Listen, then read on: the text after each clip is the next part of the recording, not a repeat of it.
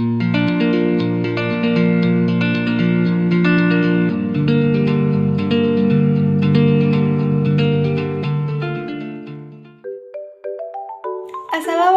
warahmatullahi wabarakatuh.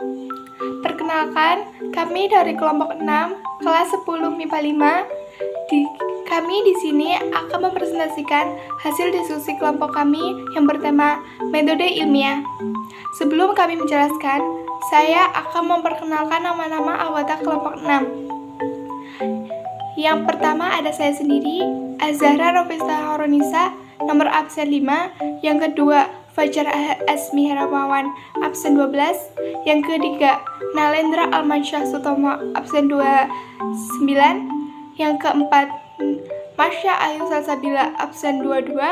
Yang kelima, Najwa Aulia, absen 28. Yang keenam, Muhammad Husain Kamal, absen 25. Di sini, saya akan mau menjelaskan pengertian metode ilmiah. Metode ilmiah merupakan salah satu cara sistematis yang digunakan oleh para ilmuwan untuk memecahkan masalah yang sedang dihadapi. Metode ini menggunakan langkah-langkah, yaitu sistematis, teratur, dan terkontrol. Supaya suatu metode dalam penelitian dapat disebut metode ilmiah, metode ilmiah boleh dikatakan suatu pengajaran terhadap suatu kebenaran yang diatur oleh pertimbangan-pertimbangan yang logis. Karena ideal ilmu adalah untuk memperoleh interrelasi yang sistematis dari fakta-fakta. Maka, metode ilmiah bertujuan mencari jawaban tentang fakta-fakta dengan menggunakan pendekatan kesangsian sistematis. Karena itu penelitian dan metode ilmiah mempunyai hubungan yang sangat dekat, jika tidak dikatakan sama. Dengan adanya metode ilmiah, pertanyaan-pertanyaan dalam mencari dalil ilmu akan mudah untuk menjawab rumusan masalah. Berdasarkan latar belakang tersebut, masalah-masalah dapat dirumuskan sebagai berikut. 1. Pengertian metode ilmiah. 2. Langkah-langkah metode ilmiah. 3. Contoh penelitian yang menggunakan metode ilmiah. Pengertian metode ilmiah. Metode ilmiah atau dalam bahasa Inggris disebut dengan systematic method adalah proses berpikir untuk memecahkan masalah secara sistematis, efektif, dan terkontrol. Langkah-langkah metode ilmiah. Karena metode ilmiah dilakukan secara sistematis dan terencana, maka terdapat langkah-langkah yang harus dilakukan secara berturut dan dalam melaksanakannya. Setiap langkah-langkah atau tahapan dilaksanakan secara terkontrol dan terjaga. Adapun langkah-langkah metode ilmiah adalah sebagai berikut. 1. Perumusan masalah. Berpikir ilmiah melalui metode ilmiah didahului dengan adanya kesadaran adanya masalah. Permasalahan ini kemudian dirumuskan menjadi kalimat tanya. Dalam penggunaan kalimat tanya diharapkan akan memudahkan orang yang melakukan metode ilmiah untuk mengumpulkan data yang diperlukan, menganalisis data tersebut, kemudian menyimpulkannya. Perumusan masalah adalah sebuah keharusan. Bagaimana mungkin memecahkan masalah dengan mencari jawaban bila jawaban. 2. Merumuskan hipotesis. Hipotesis adalah jawaban sementara dari rumusan masalah yang masih memerlukan pembuktian yang dihasilkan data yang telah dianalisis. Dalam metode ilmiah dan proses berpikir ilmiah, rumusan hipotesis dapat membantu mengalahkan berat proses selanjutnya.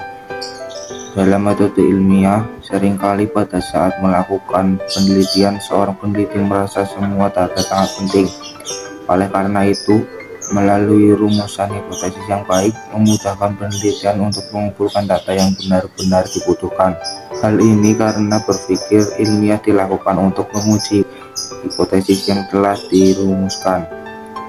3. Mengumpulkan data merupakan tahapan yang agak berbeda dari tahapan-tahapan sebelumnya. Dengan metode ilmiah, pengumpulan data dilakukan di lapangan.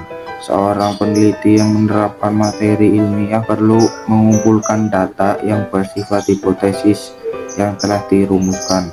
Mengumpulkan data memiliki peran penting dalam metode ilmiah sebab berkaitan dengan pengujian hipotesis. Diterima atau ditolaknya hipotesis akan tergantung pada data yang dikumpulkan. 4. Menguji hipotesis. Sudah disebutkan sebelumnya bahwa hipotesis adalah jawaban sementara dari suatu permasalahan yang telah diajukan. Berpikir ilmiah pada hakikatnya merupakan sebuah proses pengajuan hipotesis. Dalam langkah menguji hipotesis, peneliti tidak membenarkan atau menyalahkan hipotesis, namun menerima atau menolak hipotesis tersebut. Karena itu, sebelum pengujian hipotesis dilakukan, peneliti harus terlebih dahulu menerapkan taraf signifikasi tanya. Semakin tinggi taraf signifikasi yang diucapkan, maka akan semakin tinggi derajat kepercayaan terhadap hasil suatu penelitian. Hal ini dimaklumi karena taraf signifikasi berhubungan dengan ambang kesalahan suatu pengujian hipotesis peneliti. 5. Merumuskan kesimpulan. Langkah paling akhir dalam berpikir ilmiah pada sebuah penelitian adalah perumusan kesimpulan. Rumusan simpulan harus disesuaikan dengan masalah yang dianjurkan sebelumnya. Simpulan atau kesimpulan ditulis dalam kalimat deklaratif secara singkat tetapi jelas. Harus dihindarkan penulisan kata-kata yang tidak ada kaitannya dengan masalah yang diajukan. Saya akan menjelaskan secara singkat. Air berwarna dan berbau dapat langsung dideteksi dengan panca indera. Namun, air yang terlihat jernih dan tidak berbau belum tentu aman untuk dikonsumsi karena perlu diuji terlebih dahulu kualitasnya, apakah memenuhi syarat kesehatan atau tidak. Analisis air akan dilakukan di laboratorium. Pemeriksaan di laboratorium akan menghasilkan biaya yang cukup mahal. Kami akan menganalisis dengan cara sederhana dan dapat dilakukan di rumah. Caranya, tuangkan setengah gelas air dan dicampur dengan segelas air teh. Lalu didiamkan dengan keadaan terbuka hingga 1 malam.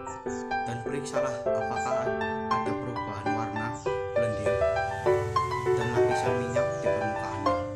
Jika semakin cepat perubahan yang terjadi pada air teh, menunjukkan semakin kandungan kimiawi tersebut.